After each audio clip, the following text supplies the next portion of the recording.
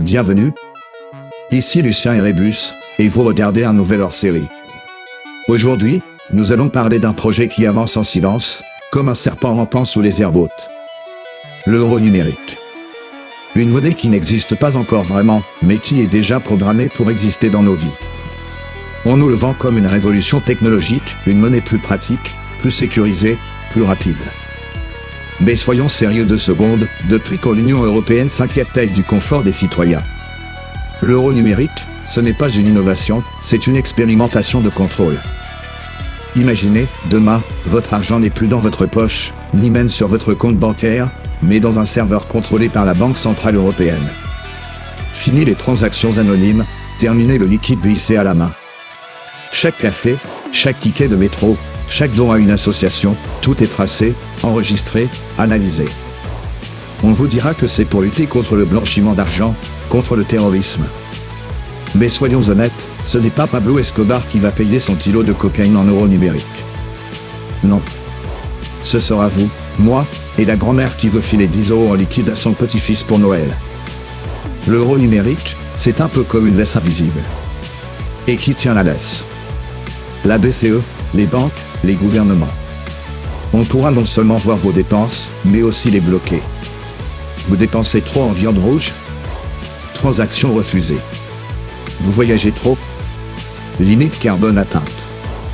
Vous manifestez contre le gouvernement? Compte gelé, désolé, essayez plus tard.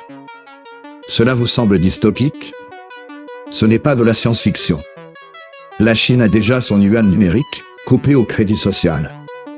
Et devinez quoi, Bruxelles regarde Pékin comme un élève qui copie les devoirs du premier de la classe. Mais il y a pire. L'euro numérique, ce n'est pas seulement une monnaie, c'est un outil d'ingénierie sociale. On parle déjà d'argent programmable. Vous croyez que votre salaire vous appartient? Détrompez-vous. Demain, l'État pourra décider que vos 500 € d'aide énergétique ne peuvent être dépensés que pour payer votre facture de gaz. Vous vouliez acheter un livre avec.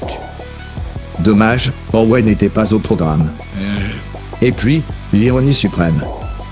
On nous dit que l'euro numérique, c'est la liberté, la modernité, la sécurité. Mais la vraie question, c'est, sécurité pour qui? Sûrement pas pour vous. Sécurité pour les banques. Sécurité pour les gouvernements. Sécurité pour le système qui tremble déjà sous ses dettes. Alors, pourquoi le peuple ne réagit pas? Parce qu'on lui sert la nouveauté comme un gadget. On a habitué les gens à payer avec leur montre, leur téléphone, bientôt leurs doigts. Alors, un euro numérique? Bah, ça passera comme une mise à jour de WhatsApp. Et pendant ce temps, l'argent liquide disparaît lentement. Vous l'avez remarqué? Retirer du cash devient de plus en plus compliqué. Bientôt, ce sera un luxe, un acte suspect, presque criminel. Vous savez ce que ça signifie? Cela signifie que votre liberté d'acheter, de donner, de vivre, sera conditionnée. Comme un chien qui attend qu'on lui jette un os. L'euro numérique, ce n'est pas une monnaie. C'est un collier électronique. Et le plus cynique, c'est qu'on nous demande d'applaudir pendant qu'on nous le met autour du cou. Alors, est-ce une avancée brillante vers l'avenir?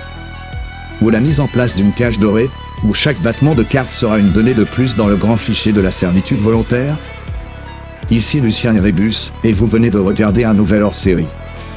N'oubliez pas, ce n'est pas l'argent qui est numérique, c'est vous qui êtes en train de devenir un code dans une base de données.